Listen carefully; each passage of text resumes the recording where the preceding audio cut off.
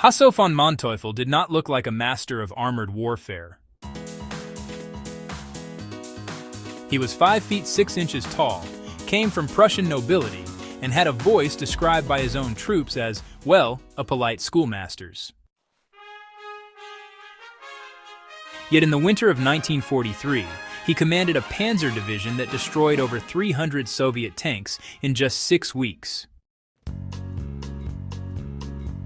He was one of the youngest Panzer division commanders on the Eastern Front, and interestingly, he never attended the Prussian War Academy. Most historians credit the 1944 Bulge offensive to Model or von Rundstedt. But honestly, they are wrong. The only general who actually broke through was Manteuffel. He ended the war commanding an army, and, he began it commanding a motorcycle battalion. That kind of career arc does not happen by accident. Manteuffel came to armor late.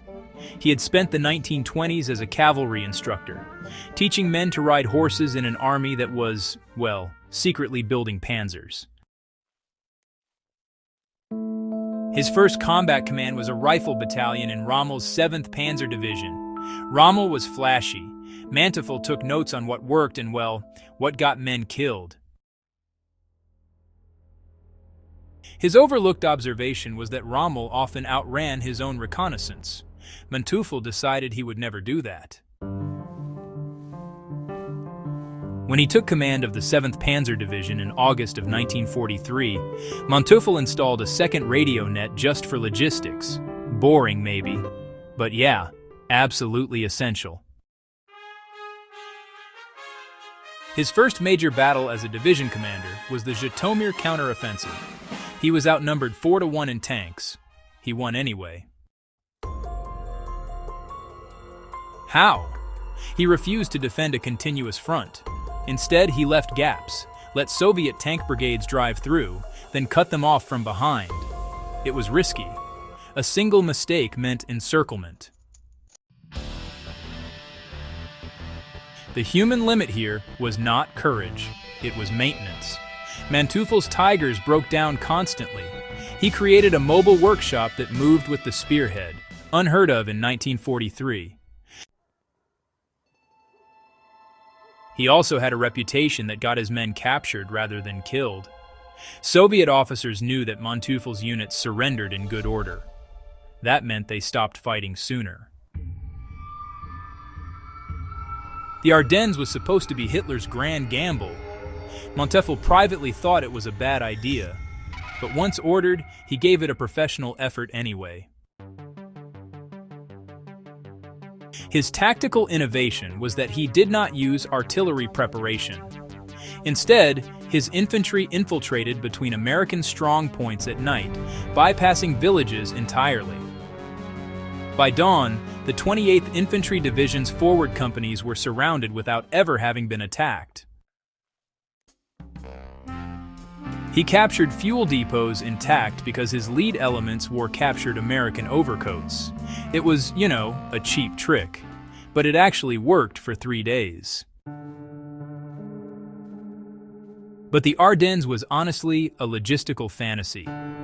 Manteuffel ran out of fuel at Bastogne not because of enemy action, but simply because the German truck fleet was still horse-drawn. You just cannot fuel panzers with hay.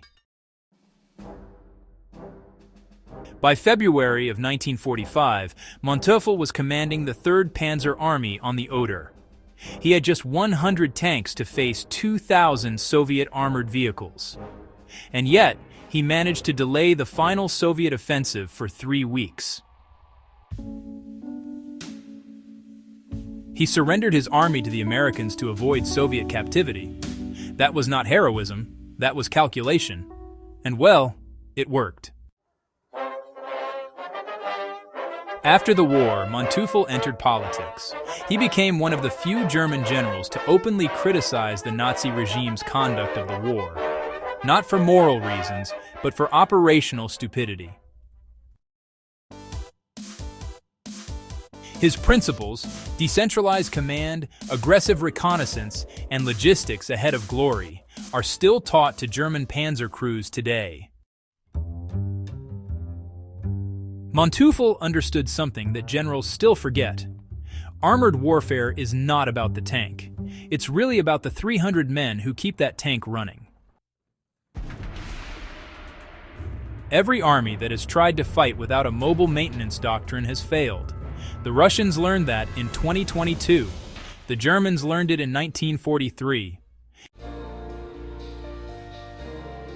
The Panzer Baron died in 1978.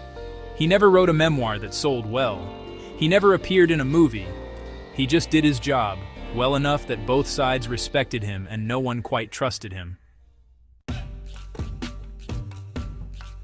The aristocrat who led tanks was never fully comfortable with the regime he served, but he served it anyway. That is the moral discomfort of studying professionals in bad wars. Subscribe to War Machiner and share this if you value history that goes deeper.